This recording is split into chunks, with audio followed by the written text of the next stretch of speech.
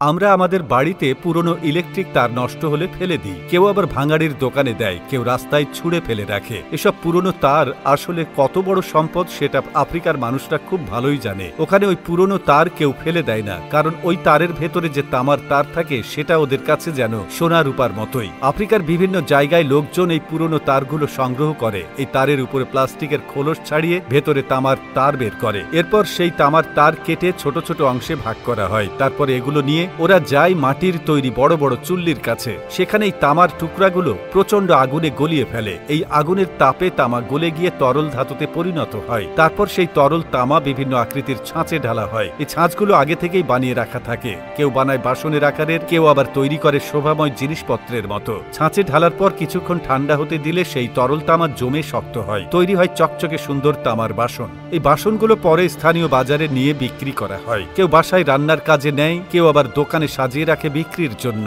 আর এই বাসনের দাম কম নয়, কারণ এগুলো তৈরি হয় খাঁটি তামা দিয়ে, ফলে দেখতে যেমন ভালো তেমনি টেকসইও। অনেকে বলে এই তামার বাসনে রান্না করলে খাবারের স্বাদও আলাদা হয়। আর এই ব্যবসা থেকে আফ্রিকার বহু মানুষ এখন লাখ লাখ টাকা আয় করছে। যারা আগে দুমুঠো খাবারের চিন্তায় থাকতো, তারা এখন এই পুরনো তার কুড়িয়ে তার ভেতর তামা বের করে সেটা গলিয়ে বাসন বানিয়ে বাজারে বিক্রি করে পেট চালায়। এমনকি অনেকে তো নিজের পরিবার চালানোর পাশাপাশি অন্যদেরও কাজ দেয় এই ব্যবসার মাধ্যমে। ফলে পুরো এলাকার মানুষরাই এখন এই পুরনো তারের খোঁজে থাকে। যেখানে সেখানে পড়ে থাকা তার দেখলেই কুড়িয়ে নেয়। কেউ আবার পুরনো বাড়িঘরের তার খুলে নেয়। ভাঙাড়ি দোকান থেকেও পুরনো তার কিনে আনে, তারপর সেগুলো প্রসেসিং করে গলিয়ে নতুন নতুন তামার সামগ্রী বানায়। আফ্রিকার বিভিন্ন বাজারে এখন এসব তামার তৈরি বাসন, থালাবাটি, হাঁড়িপাতিল খুব সহজেই পাওয়া যায়। অথচ এগুলো সবই আমাদের চোখে ফেলনা মনে হওয়া পুরনো তার থেকে তৈরি। আফ্রিকার এই মানুষগুলো যেভাবে ফেলনা জিনিসকে কাজে লাগিয়ে নিজের পেট চালায়, নিজের ভবিষ্যৎ গড়ে নেয়, সেটা আসলে সারা বিশ্বের জন্য একটা বড় শিক্ষা। এই কারণে